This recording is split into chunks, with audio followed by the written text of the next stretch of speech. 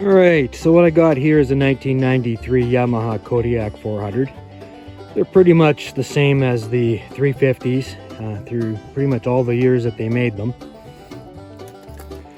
This particular one, the slave cylinders inside here, they're seized. And I've taken them out the other side just to see how badly seized they are. And they're not even, I can't even get the piston out to rebuild them. Or that being said, I ordered some new ones, and so I'm going to go through the process of doing this. And if you've worked on quads before, then this isn't too big a job. You're going to want to take your cotter pin out and the nut off and get your drum off. Now there's a sight hole here, and through this sight hole, as you rotate this, it allows you access to the adjusters on the brakes, and you might have to back off the brakes in order to get the drum off. Sometimes they get grooves in them, and then the shoes won't allow this to slide off. So I'll show you where those are.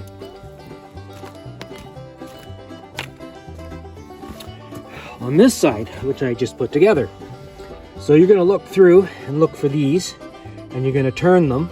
And when you turn them, it either expands and pushes this rod up, expanding your brakes, or you turn them the other way, and of course it withdraws the brakes. And there's one kitty corner, so on each side. So once you back those off enough, you should be able to just tap on your drum and it should slide off. And if you have to tap on this, be gentle, because you don't want to make that flare. If it flares out, this will collapse. And if it flares out, then you won't be able to get the nut back on. You'll have to get a file and file the ends off until you can slide the nut far back to touch on the good threads. So I'm going to go around the other side and get the other side off.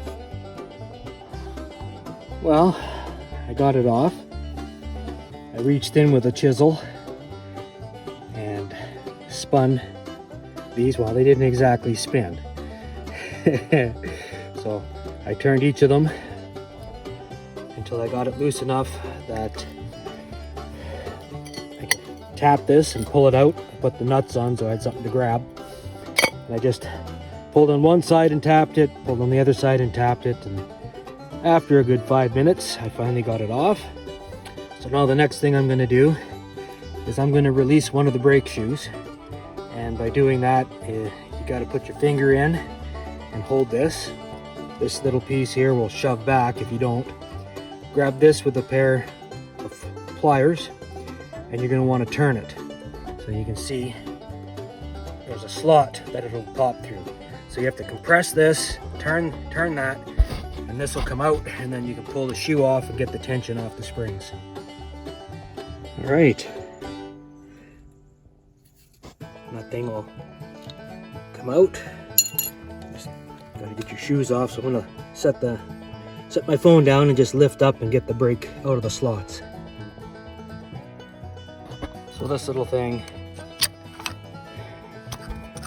it will fall out. Sometimes the ends on these get corroded and you can't reuse them. My brakes came with new ones, but so far I'm just using the old ones again. So now that you've done that, you're going to want to disconnect your brake line. You're going to disconnect the line that goes from one cylinder to the other on both sides. There's also 2 bolts that I don't know, probably can't see them. There's one. The other one's up here behind the brake line. So you're going to want to take all those off and pull your cylinders out. On the other side, you're going to have the bleeder you have to take off as well. Just wanted to point out this thing has a copper crush washer on both sides. You don't want to lose those. And then now I just have to take this off, and then I'll bolt my new cylinders on and hook everything up. So I found the trick to putting these on. Just put this on while these are still loose. They're a little bit hard to get started. So once you get them started, then you can put these on and bolt them up again. And I've got just about everything on. The line's back on, bolted up.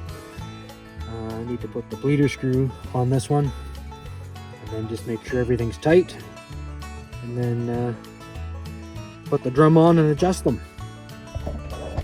So the trick to putting this on is you have to hold this little clipping thing forward, set it in so that this flat piece is horizontal, get your finger up in behind, and then with a pair of pliers, shove in on it, grab it, and turn it. Now if you're finding that this spring has got way too much load on it, you can adjust it by squeezing it a bit with your pliers, and if you over adjust it, grab yourself a big screwdriver, jam it, pry it open again. But once you get it so that you can clip it on there, it just has to hold your brake there, center it, and doesn't have to have super tension on it. So now I put my drum on, and once I put the drum on, I'm going to adjust the brakes outwards, so you'll reach in through the hole on the drum and you're going to turn it outwards, and that will push this down, and on the other one it'll push it up, and it'll expand your brakes into your drum. And once you get everything set with your fluid and you get it bled, you may have to adjust it again, because what'll happen is these might be off center, and when you put pressure on it, it will center them into the drum, and you might have to adjust them again. So this is all put together now on both sides. So the next thing is you got to put some fluid in. So I'm going to put some .4 in because that's what I have. .3 or .4 works.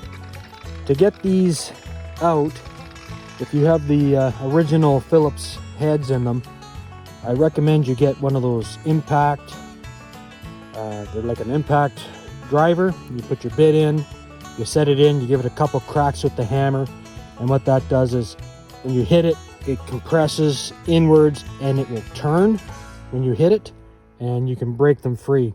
If you don't do that, you'll probably just strip the heads off if they've been in there forever. And I'll take a picture of one so you know what it looks like.